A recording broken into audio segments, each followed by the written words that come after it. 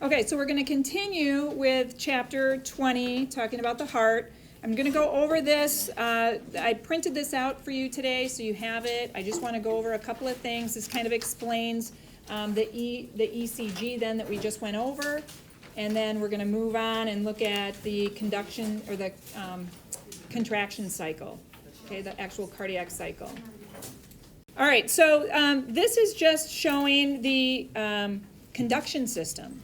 So you can see on here we have that SA node, and we have the AV node, and we have the AV bundle, and the bundle branches, and then the Purkinje fibers. So we want to identify all of those places. And so when you see just before that sinus rhythm starts, so this is the sinus rhythm, right before that starts, you see a line leading up to that. The SA node just starts to become stimulated through, it has a spontaneous depolarization. I'm going to show you those action potentials in just a minute. And so then the SA node starts to beat at about 60 to 100 action potentials per minute. Now we know that the parasympathetic nervous system is overriding, it's got a solid background noise pretty much that it's sending parasympathetic innervation to that SA node. So the action potentials will actually not be as high as 100, and the average is around 72 action potentials per minute or 72 beats per minute, right, at rest. So that's what the SA node is putting out, about 72 action potentials per minute, which lead then to 72 beats per minute, right? So we have the SA node that gets stimulated, and that's right before we see the P wave. Then the next thing that happens is that we see that the electrical impulses start to spread throughout the atria, through that internodal pathway, right? And so we can see the pink area in here that I have, that's where the atria is starting to become excited. The contractile cells are starting to get excited. And so now we see that P wave occur because the P wave signifies atrial depolarization. So all of those cells are depolarizing, they're getting ready to contract. They're becoming excitable, right? And then what happens is that that signal, that stimulation gets down to the AV node, and as it gets to the AV node, there's a 100 millisecond delay at that AV node. And that allows both of the atria then to contract before the ventricles get that stimulation, because we want the atria to contract before the ventricles. So now we see, here's our 100 millisecond delay after that P wave, right? Okay, then the next thing that we see is that the stimulation then, those action potentials, are going to leave the AV node. They're going to leave at the same pace that the SA node had set up, right? The 72 action potentials per minute. If that SA node wasn't working, the AV node would then become the pacemaker cell and then would be putting out about 40 action potentials per minute. But as long as the SA node is working, it's just going to continue putting out the same amount of action potentials that the SA node did, okay?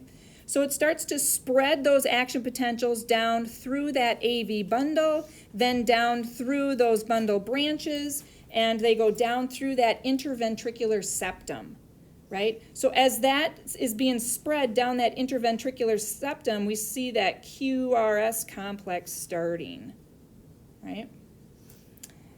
Then what happens is we get here, and we see that the stimulation then has spread around those Purkinje fibers. And now the Purkinje fibers are giving that stimulation to all the contractile cells in those ventricles. And so here you see the QRS, the rest of the QRS complex, occurring as those ventricles are receiving that stimulation, so they're depolarizing, and very shortly then after that, the ventricles contract.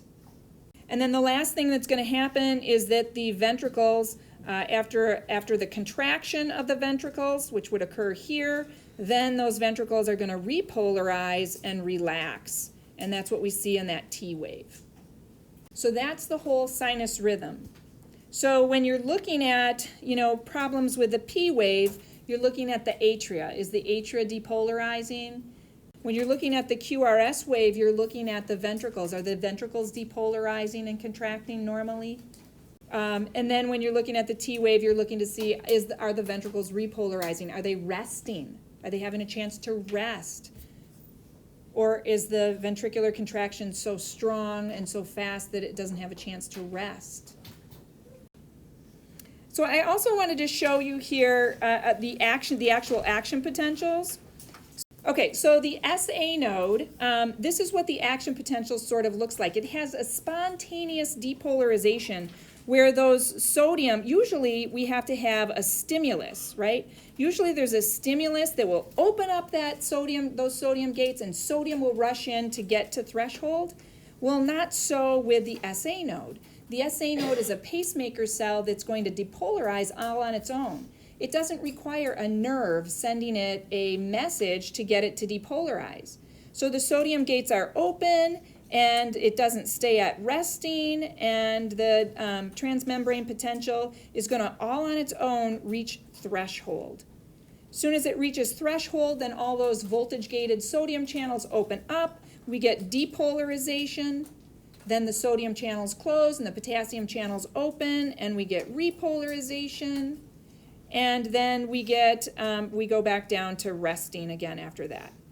So it's just a little bit different. The other thing that you're going to see that's a little bit different is that the threshold number is different.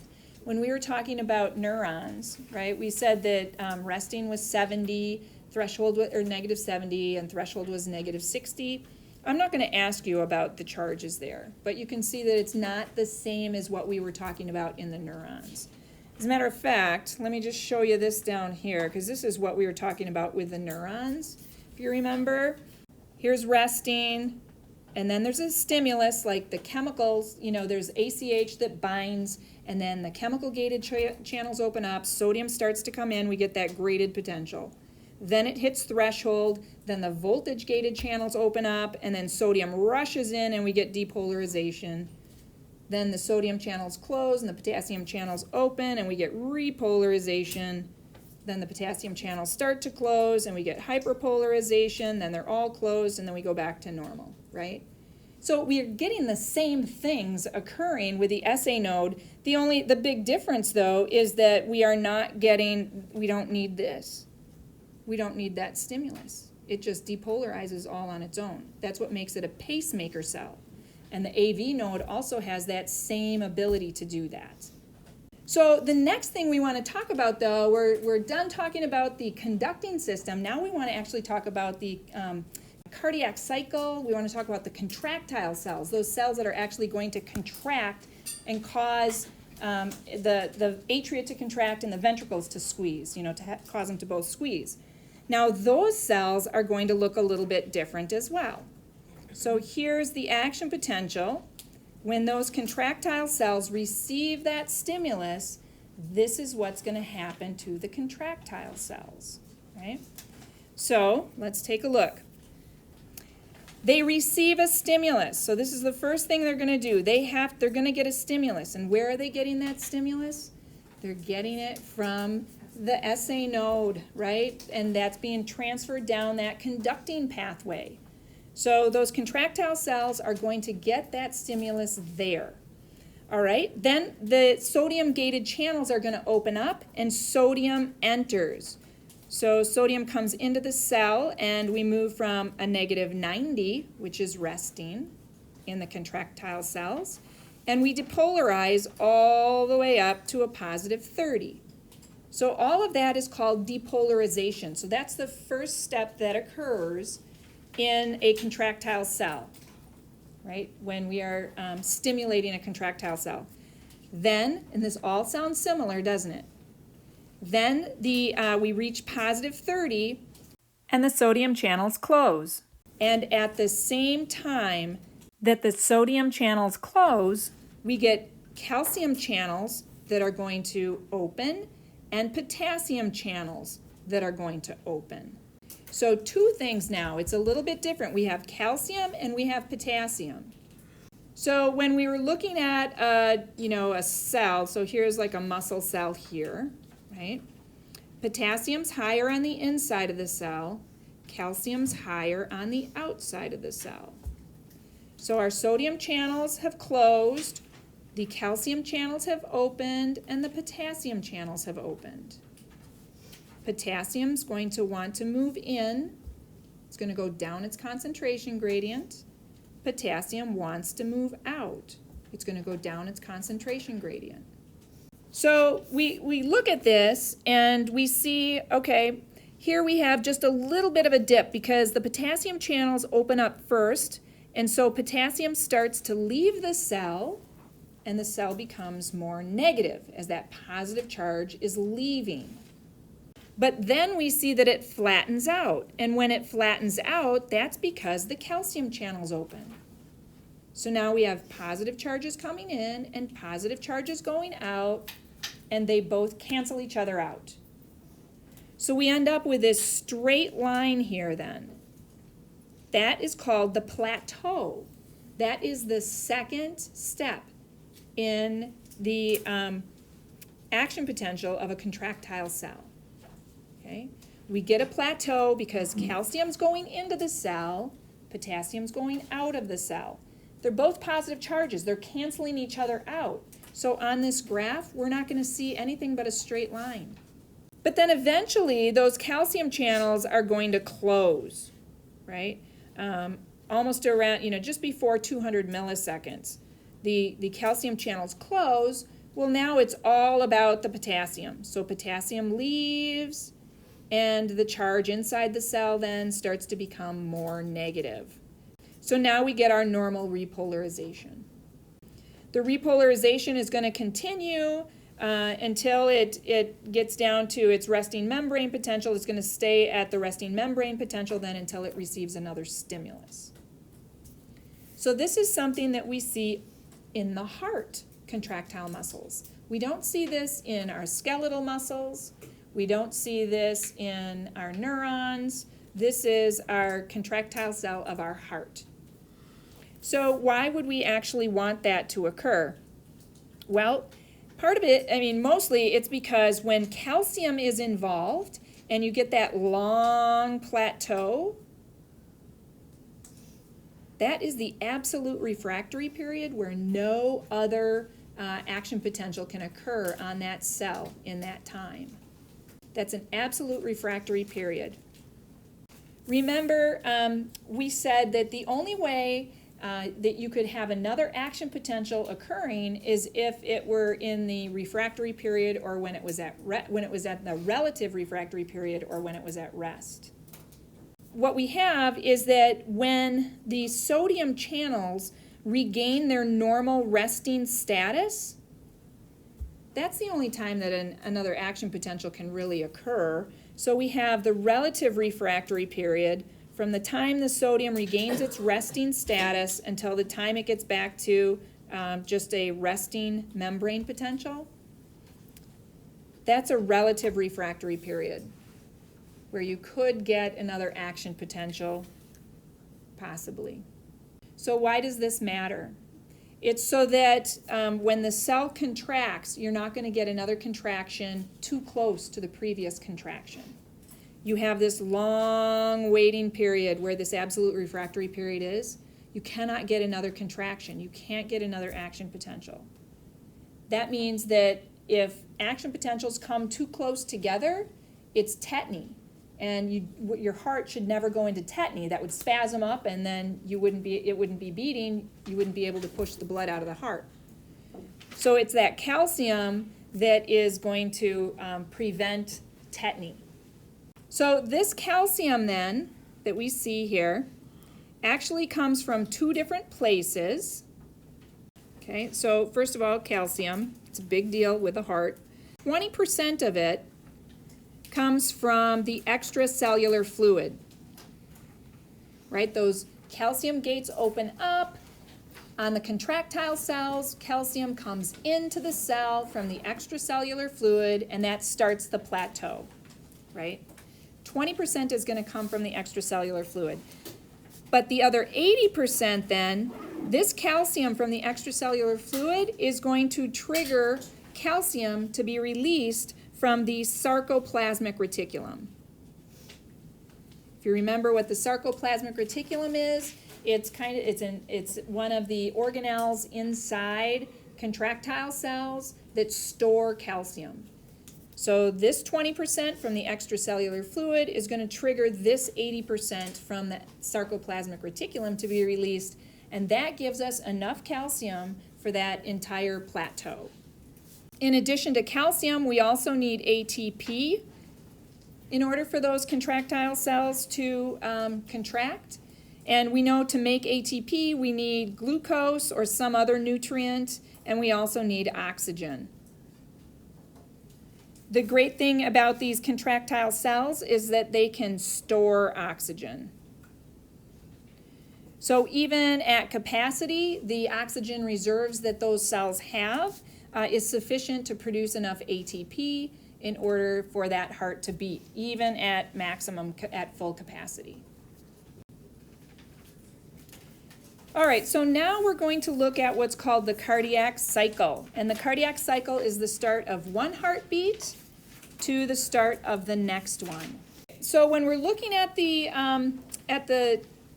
contraction cycle or the cardiac cycle, we need to remember that systole is when we're getting contractions, and diastole is when we're getting relaxation. So you probably remember that from general A&P, right? Systole is contraction, diastole is relaxation.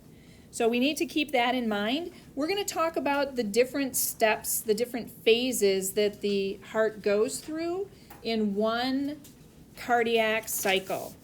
We're going to look at the valves. That's going to be really important for us to see, are the valves open, are they closed?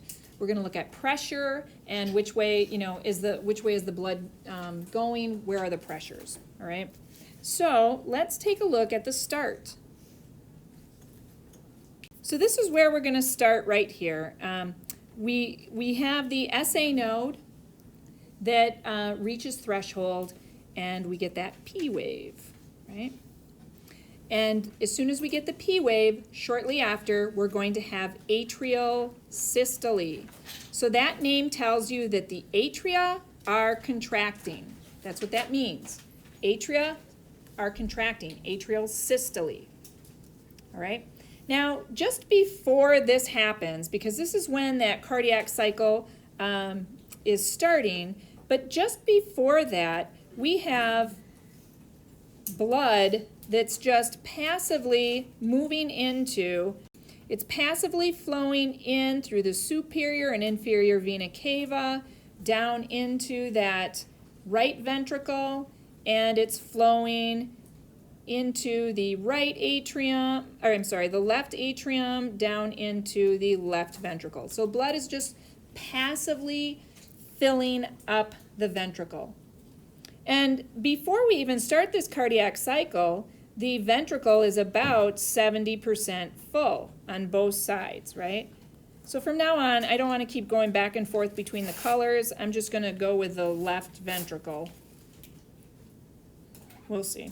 But it's just passively filling, and it's going to fill up to about 70% of its capacity. And that's where we actually start. That's when the SA node becomes stimulated, we get that P wave, and then we're going to get the atrial contraction. So when the atria contracts, I should tell you that as the ventricles are filling up, those valves, the AV valves, they're going to be open. They have to be open, right? So the AV valves are right here. This is the tricuspid valve, and right here, this is the bicuspid or mitral valve. So they have to be open in order for those ventricles to fill with blood. All right, and then we get the atrial contraction. That's the first step that occurs. The atria contract, and when the atria contract, they're going to add the final 30%. It was already 70% full, but now we're going to get it to 100% of however full it's going to be. And that's when the atria contract. It adds that final 30%. At this time, you'll see that those other valves called the semilunar valves, we have both the pulmonary semilunar valve here and the aortic semilunar valve there. Well, those valves are closed. There's not enough pressure at this point to open those valves, so they're just closed. So we just have the AV valves opening, and now the ventricles get completely filled, right? So that is atrial systole when they contract, and now the atria are going to go into relaxation, so they're going to go into atrial diastole until the next cycle starts. So on this picture then, this is going to be the next picture that we see. On the ECG, we're going to see the QRS complex, because we know the next thing that's going to happen after the atria contract is the ventricles are going to contract. So we'll first see the QRS complex, and then we're going to see how the ventricles contract, right? So the next phase begins with the atria relaxing, which is atrial diastole, and the ventricles contracting, which is ventricular systole. So the atria are relaxing, and now the ventricles are going to start to contract, okay? So the ventricles begin to contract, and as they're squeezing in and contracting, they're squeezing in, there's enough pressure there to close those AV valves. So those AV valves then are closed. The semilunar valves are still closed as well. There's not enough pressure yet to open those up. So at this point, all the valves are closed. But there's pressure going on in there. There's all this pressure, but blood's not going anywhere. So we call this phase, it's the first phase of ventricular systole, we call that isovolumetric contraction. And the reason we call it that, iso means the same, volumetric means volume, it's the same volume. The ventricle is contracting, but the volume inside the ventricle isn't changing at all because all the valves are closed. So that happens in the first part of ventricular systole. We get that isovolumetric contraction. Volume stays the same, all valves are closed, blood's not going anywhere, but the ventricles are contracting. Then the second stage of ventricular systole, and again, we still have the atria are relaxed. The atria are going to remain relaxed until the next cardiac cycle starts. In this second stage of ventricular systole, there's so much tension in the ventricle that it finally pushes open those semilunar valves. So the semilunar valves open up, and blood is going to eject from the ventricles into the pulmonary artery, the pulmonary trunk, and into the aorta. So in this phase, in this second phase of ventricular systole, the semilunar valves open and blood ejects. We're going to look at what we call stroke volume. We're going to look at that a little more closely in just a few minutes. But the stroke volume is the amount of blood that is ejected from that ventricle. How much blood is ejected from the ventricle? And there's another term that's called ejection fraction, and that's the percent of what was ejected. So we started out with this much, now we only have, and this much went out. What is the percent of what was ejected? Okay, so we're going to look at those two things in just a little bit. But this is the end then of ventricular systole.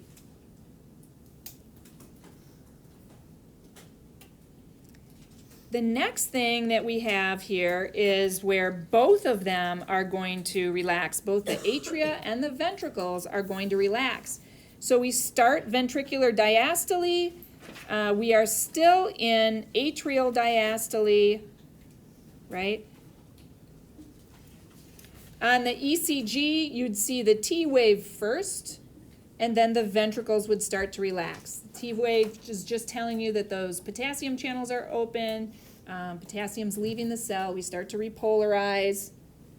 And in the first phase of this ventricular diastole, there's two phases of ventricular diastole.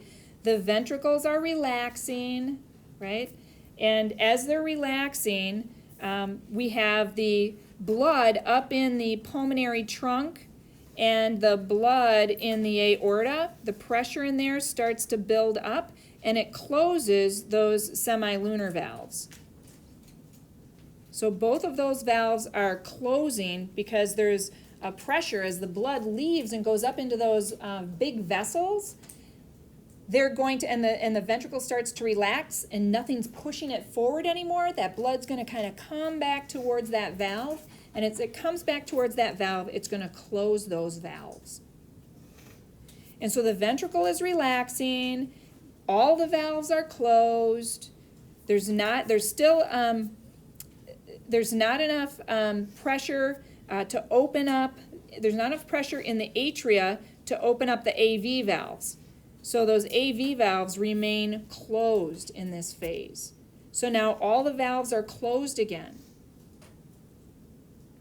And so all the valves are closed and the ventricle is relaxing. So we call this isovolumetric relaxation, because the ventricles are relaxing, but the volume of blood in the ventricles is not changing in this first phase of ventricular diastole. So we call it isovolumetric, same volume, relaxation, because the ventricles are relaxed.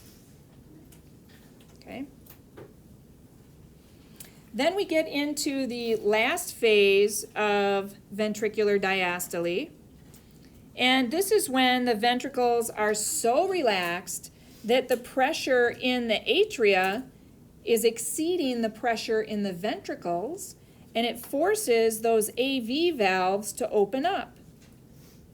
So the tricuspid valves and the bicuspid valves now open up because there's enough pressure here in the atria to push them open. It pushes them open, and those AV valves open up, and now we're kind of back to where we started, and we have this passive filling of blood. We've got blood coming in through the superior vena cava and in through the inferior vena cava and going down into the right ventricle. And we have blood coming in through the pulmonary veins into the left atrium, and then that blood is going through those open mitral valve, that open mitral valve, and filling up the ventricle. So we have this passive filling. Atria aren't contracting, everything's at rest, everything's relaxing, and blood is just flowing passively into the ventricles. And that's where we started. Now we go back here and we start, and the ventricles get filled up about 70% of the way, and then the atria are going to contract again, and that's atrial systole, and it's just going to keep going around and around and around, right? Both atria are going to contract at the same time, and both ventricles are going to contract at the same time, but the blood movement is going to be in a circuit. Blood goes into the right side of the heart and then to the lungs, and then it comes back to the heart on the left side, and then it goes out to the rest of the body. So we have this circuit of blood flow, but we have the atria contracting at the same time as the ventricles. So that's the cardiac cycle. Now, another thing that I'd like you to know is the heart sounds. So back here, when we were looking at when the atria have already contracted and now they're relaxing. Okay, the atria have contracted, now they're relaxing, and then the ventricles start to contract in that first phase of ventricular contraction that we call isovolumetric contraction, and those AV valves slam shut. That's what gives you that first heart sound. And that first heart sound is lub. So the heart sound is usually, it's a lubbed up, right? So the first heart sound is when those AV valves are closing, and we call that S1 or lub, when the AV valves close. And that happens in that first phase of ventricular systole. Then if we look at the first phase of ventricular diastole, we have enough pressure here that closes those semilunar valves. And when those semilunar valves close, that's the DUP sound, and that's S2.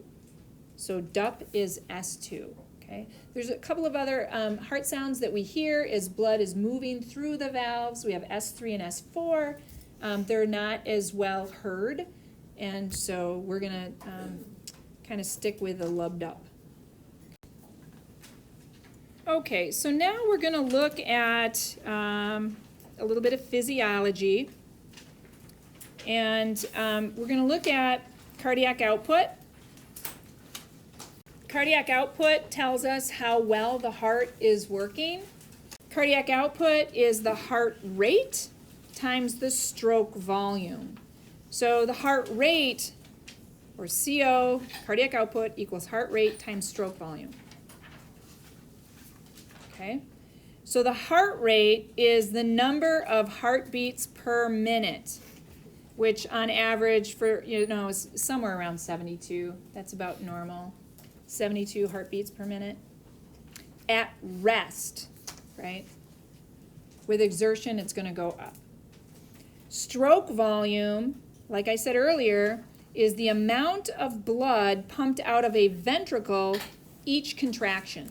So what is the volume of blood that is pumped out of a ventricle at each contraction?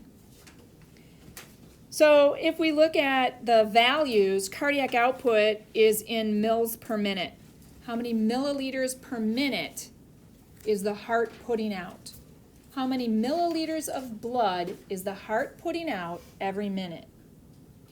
So it's the heart rate, which is beats per minute, times the stroke volume, which is milliliters per beat, and that's how you come up with cardiac output. So you're going to need to memorize this, not hard, but cardiac output, for an example, on average, if you had a person that had a 75 beats per minute, that was their heart rate, 75 beats per minute, and their stroke volume was 80 milliliters every beat, you would multiply those two things together, so our cardiac output would be 6,000 milliliters per minute. Well, that's kind of, let's not use milliliters, let's convert it to liters. That means 6 liters per minute, and that's an average, that's normal. That's a normal cardiac output. Heart rate, we're going to talk about heart rate and things that influence heart rate, and we're going to talk about things that influence stroke volume. So first I'm just going to go through the wording and explain it, and then we're going to look at a picture so that you can see what each one of these things is.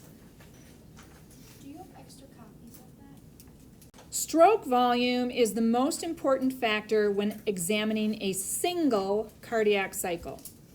Just one cardiac cycle, from atrial systole all the way back to the beginning of the next atrial systole.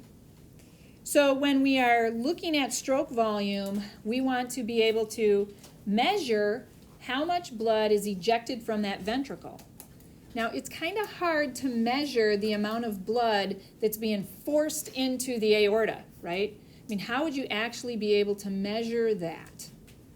It wouldn't be very easy to measure how much blood is moving out, right? So what we have to do is we have to look at, well, how much blood is in the ventricle? How much blood is in there before it contracts? And then how much blood is in there after it contracts? And if we subtract those two numbers, now we can see how much blood was actually pushed out. We'll go over this in a picture so that you see this. So the amount of blood that's in the ventricle before it contracts is called the end diastolic volume. So that's how much blood you start out with in the ventricle. Then the ventricle contracts, and whatever is left in there at the end of the contraction, that is called the end systolic volume. So if we subtract what you have left from what you started out with, now you can see how much actually went out. Because it's pretty hard to put a probe in that aorta and measure how much blood came out. We'd have to measure what's in a container. We can measure blood in a container like the ventricle. So that's why we are measuring the end diastolic volume and the end systolic volume, because they're measurable, right? So the end diastolic volume is the amount of blood in the ventricle at the end of ventricular diastole, when it's done completely filling, right before it's going to contract. And the end systolic volume is the amount of blood in the ventricle when it's done contracting, at the end of ventricular systole. So that's the stroke volume, and then the ejection fraction is the percent of the end diastolic volume that's ejected. So then we'd have to divide those two. Instead of subtracting them, you would divide to see what the percent of end diastolic volume is. So we're going to look at a couple of examples here so we can see. So let's take a look at this picture here. Okay, so the ventricles are relaxed and they're filling up with blood. First we get the passive filling, and the passive filling gives us 70%. And then the atria contract, and the atria give us another 30%. And now we're as full of blood as we can possibly be. We're as full as we're going to be before the ventricles contract, right? So you guys all get that, right? It's passive filling, and then the atria contract to push an extra 30% in. Now we've got 100% of what we're going to have. So at the end of the ventricles relaxing, we have 100% of the blood that we're going to have that can be, ejected. 100%. So this is what's called the end diastolic volume. Those ventricles are full. The next step is they're going to contract and push some of that blood out. So we're measuring the container. We're measuring the amount of fluid in the container. And that's the end diastolic volume. We have that certain volume of blood, right? So then the next thing that's going to happen is that the ventricles are going to contract, right? So the ventricles contract, and as the ventricles contract, blood is moving out into the pulmonary trunk and the aorta, and that volume of blood starts to go down, right? We start to lose blood in that ventricle as those ventricles are contracting and pushing the blood out.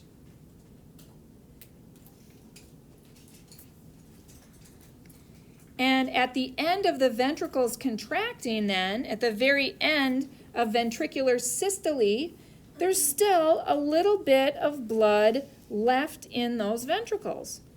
Just a little bit of blood left in the ventricles. That blood that's left is called the end systolic volume. The end systolic volume. It's at the end of ventricular systole. That's what we have left. So that's why we call it the end systolic volume. We can't measure the blood that's been pushed out into the pulmonary trunk. It's going too fast. We have to just measure what's in the container. So now we've got two volume levels. We have the end diastolic volume, and then we have the end systolic volume. And we can find the stroke volume from there. So the stroke volume then is the end diastolic volume minus the end systolic volume. Okay? So if we looked at normals, if we look at an example here, here we see that the end diastolic volume is about 120 milliliters. That's how much blood is in those ventricles right before they contract, 120 mils of blood. And then after they contract, we have 50 mils left in the ventricle. So knowing those two numbers then, how much blood was actually pushed out of the ventricle? 70 milliliters. That's right, 70 milliliters was what was pushed out. That's how much blood was pushed out of those ventricles into those major blood vessels. That's stroke volume. Okay, the ejection fraction is a measurement expressed as a percentage of how much blood the left ventricle pumps out with each contraction. An ejection fraction of 60% means that 60% of the total amount of blood in the left ventricle is pushed out with each heartbeat. You can determine the ejection fraction by dividing the stroke volume which is the amount of blood pushed out, by the end diastolic volume, which is the amount of blood you started out with. So if the stroke volume is 70 and the end diastolic volume is 120, then the ejection fraction is 70 divided by 120, or 60%. The average ejection fraction of a healthy heart is around 55%. So just to go over that ejection fraction again, it was the stroke volume, which is 70, so if you put that in your calculator and divide that by 120, which is the end diastolic volume, then you get 0.5833, multiply that by 100, and you end up with 58.33%, which is pretty close to that 60% that I said. So for the exam, you're going to want to know how to calculate that ejection fraction. Now we're going to look at some factors that are affecting stroke volume, and then we're going to look at some factors that are affecting heart rate, and then that should be it. And let's hope we get done. So, all right, so we're going to first look at end diastolic volume. Let's take a look at end diastolic volume. So this is blood is filling up the ventricles. So we're looking at, well, what can affect that? What can affect, maybe make that smaller than it should be, or maybe make it bigger than it, more than it should be? That's what we're looking for. So what do you think? First of all, the venous return. How much blood is coming back in those veins? That would affect end diastolic volume, don't you think? That would affect how much that ventricle filled up, how much blood is coming back in the veins. So the venous return can be affected by things like your skeletal muscles, because your skeletal muscles are supposed to squeeze those veins and push that blood back to your heart. So if a person is not, if they're very sedentary, right, they're not going to be able to bring that as much blood back. The blood volume, if they don't have, the high enough blood volume, they're dehydrated. They're hemorrhaging, right? Something like that. If the blood volume isn't there, then you're not going to get enough, you're not going to get as much blood coming back and filling up those ventricles. And then also we have peripheral circulation. If something's slowing down the peripheral circulation, like atherosclerotic plaquing or something like that, and it slows it down, well then now blood's not coming back to the heart as fast as it should. So then the filling is going to be less, right? So anything that increases the venous return is going to increase the end diastolic volume. And anything that decreases the venous return is going to decrease the end diastolic volume, right? That just makes sense. If you're not bringing it, it's not going to fill. All right, the second thing that can affect the end diastolic volume is called filling time. Filling time. So filling time is how long did it have to fill? Did the next atrial contraction come too fast so that the ventricles didn't have enough time to fill? Are the ventricles contracting too fast so that it doesn't have enough time to rest and fill? So we're looking at the filling time. How long is that ventricle relaxed? How long does it have to fill? So anything that increases the filling time, where the ventricles are relaxed, is going to increase the end diastolic volume. It's going to increase how much blood fills in the ventricle. Anything that decreases the filling time will decrease the end diastolic volume. You have to have time to fill the ventricles. Without time, you're not going to fill them as far as they should. And your end diastolic volume will go down. All right, well, both of these things are going to affect what we call preload. Preload is the degree of stretch on the atria. On the ventricle. The degree of stretch on the ventricle. So the more it fills up, do you think you have more stretch or less stretch? More. So the more that ventricle fills up, the more preload you have. If you have increased preload, that means that there's more blood in the ventricles. If you had decreased preload, that means there's less blood in the ventricles. So when we look at the end diastolic volume, we look at Frank Starling's principle. Frank Starling's principle says, well, the more in, the more out. The more blood you have in your ventricles, the more blood the ventricles can push out. So the greater the stroke volume is going to be, right? Does that make sense? The more blood that's in the ventricle, the more blood you have to actually push out. So we could say then, when we're trying to relate this to stroke volume, if you have more end diastolic volume, if you have a higher end diastolic volume, you're going to end up with a higher stroke volume. More in, more out. And if you have a decreased end diastolic volume, you're going to have a decreased stroke volume. Less in, less out. So now let's move on and let's look at the end systolic volume. End systolic volume. Let's look at the factors, some things that will affect the end systolic volume. All right, so first of all, we're going to look at two different things with the end systolic volume. Well, there's three things actually that are going to affect it. Let's go through each one of those. So first of all, we have sympathetic stimulation. Sympathetic stimulation is going to increase contractility of the ventricle, right? Sympathetic nervous system is that fight or flight, so it's going to increase the strength of the ventricle contraction. So let's look at it this way. If the ventricles contract really strongly, are you going to have a large or a small end systolic volume? Smaller, right? Because you've pushed more out, so there's less left. If you have less of less contraction, if your contractility is decreased, you're going to have a lot more left over in that ventricle, right?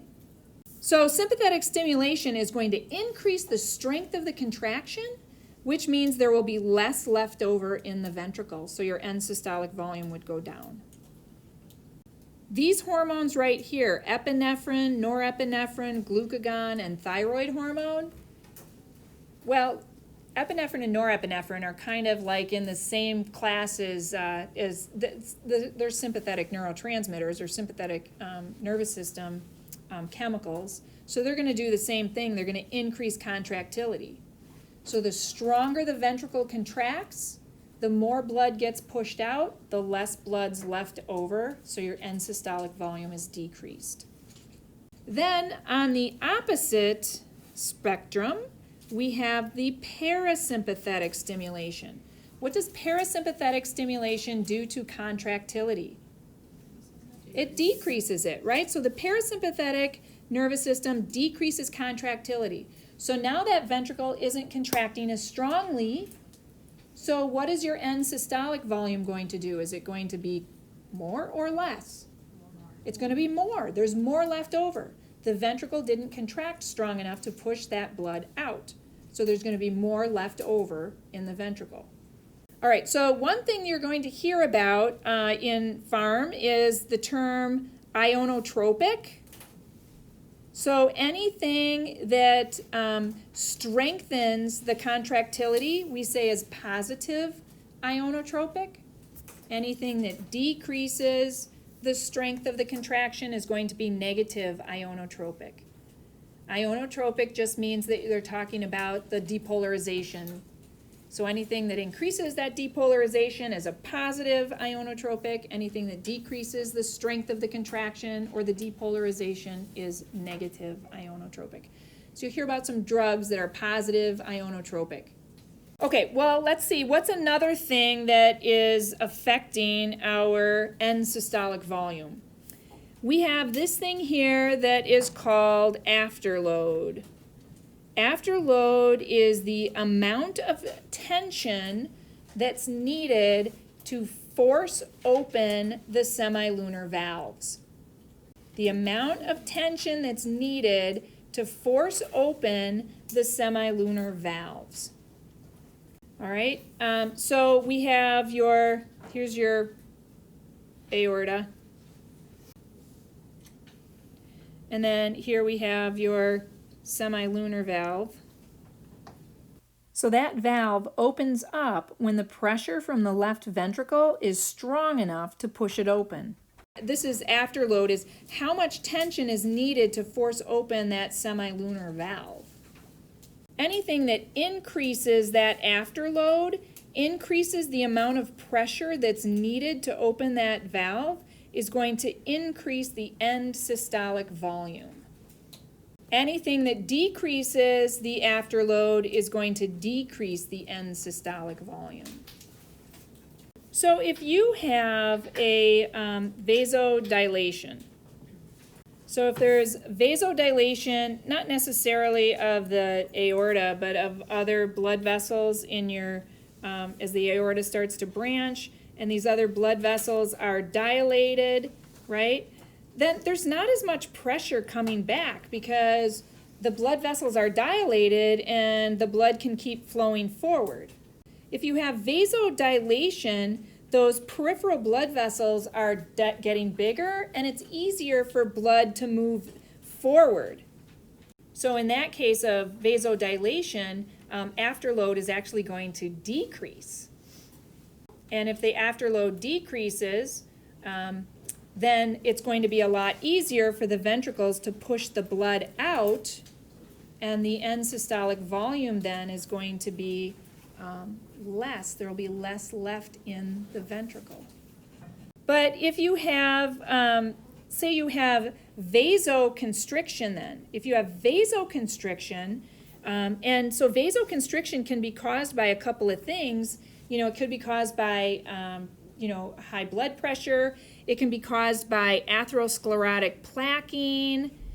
So if you've got a lot of atherosclerotic plaquing down here and blood gets slowed down, it's going to end up backing up this way. And now it's going to be a lot harder for those ventricles to push and get that blood out, right? It's going to be harder to push the blood out of the ventricles.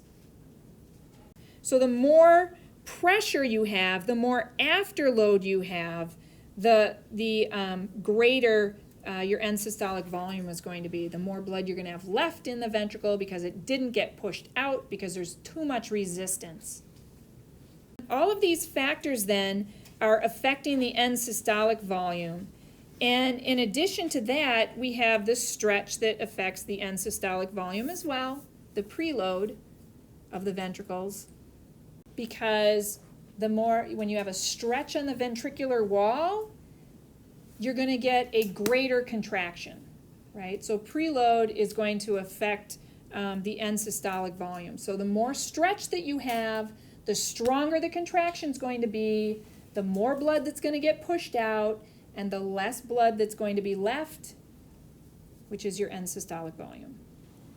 So when we look at end systolic volume then, if you have an increased end systolic volume, if you have more blood left in your ventricles, then you're going to have less blood that got pushed out. So your stroke volume will be less. If you have less end systolic volume, that means you pushed a lot of that blood out that was in there, and your stroke volume will be increased. The average cardiac output is around 6 liters per minute, just like in that example that I showed you.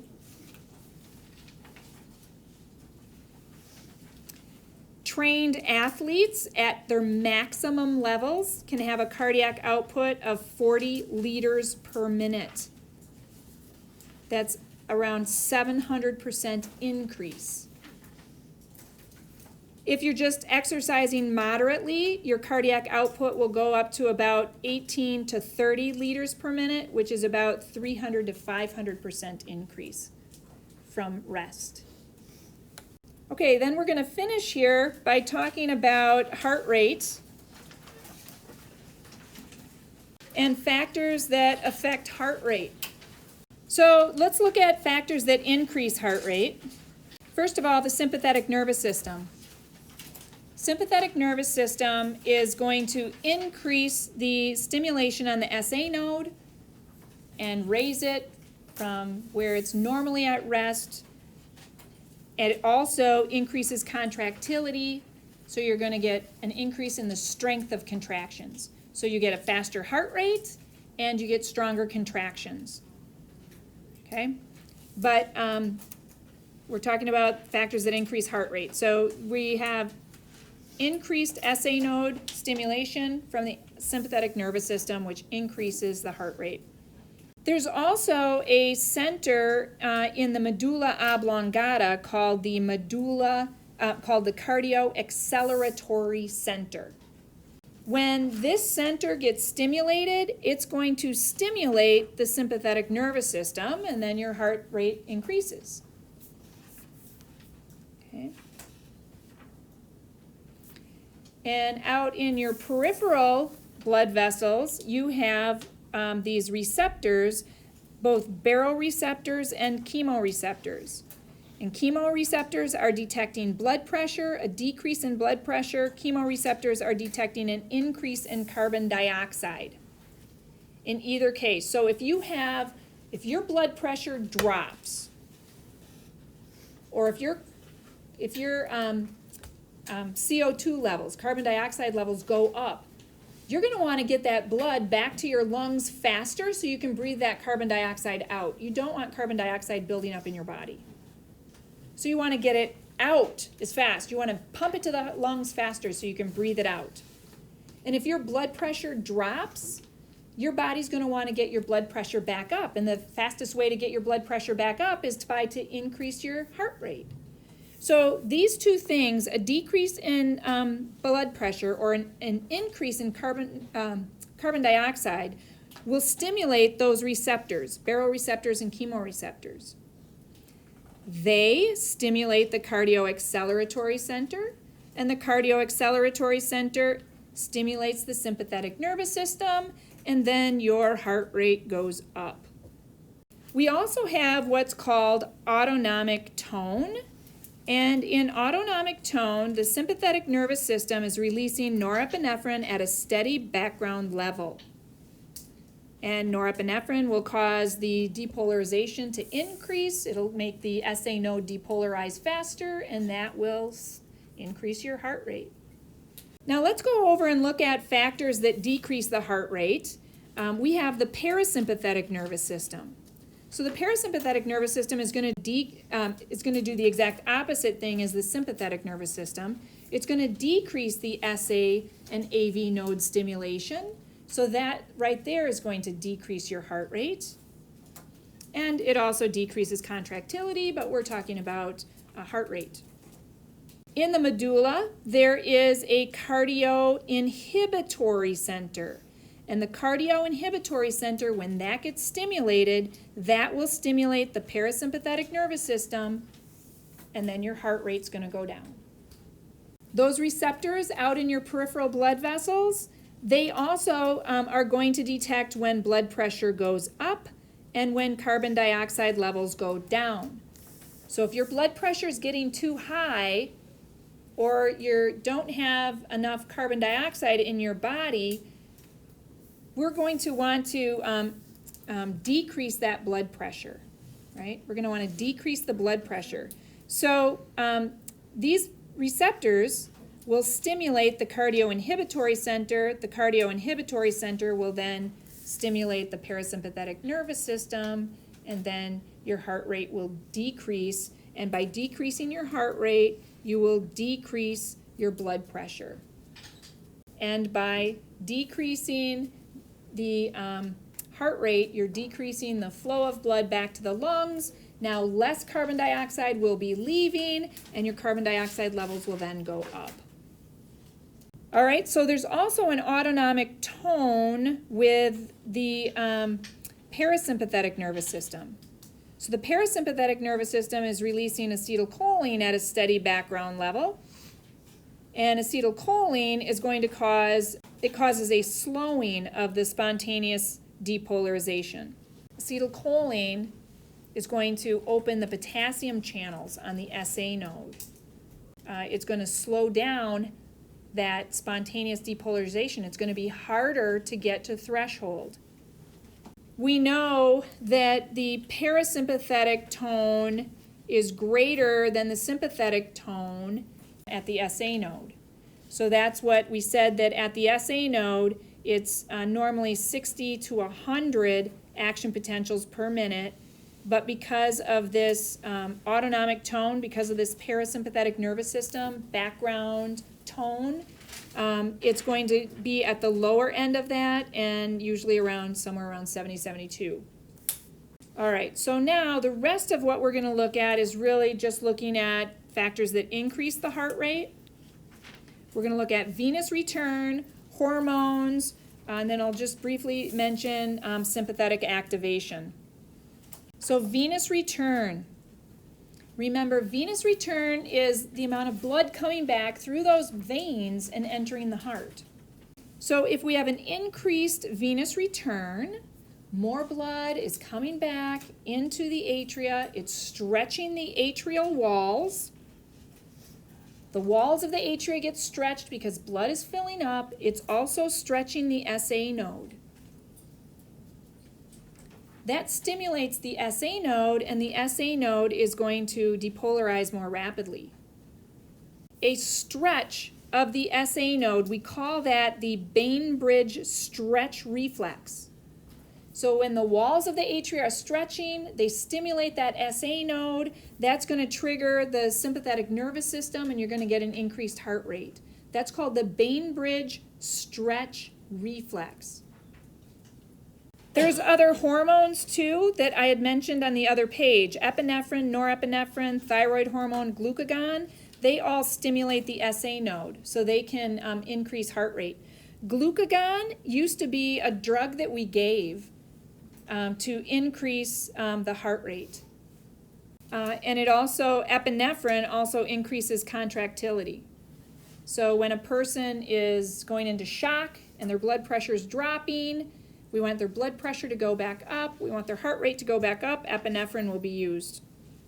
Anything that increases heart rate is called positive chronotropic. So when we were talking about stroke volume, we said ionotropic, because that's ions, sodium entering, depolarizing, strength of contraction. Anything that increases the heart rate is called positive chronotropic. So chrono means time. Chronotropic, speed. Positive chronotropic is an increase in heart rate. Anything that decreases heart rate then is negative chronotropic. If you have a massive sympathetic activation, so if there's a crisis situation, hemorrhaging, something like that, where it's just there's a crisis going on, your adrenal medulla gets stimulated, and the adrenal medulla puts out norepinephrine and epinephrine, right? And if there's too much being put out, if the myocardium become too excitable, then you can actually start to get abnormal contractions occurring in the heart.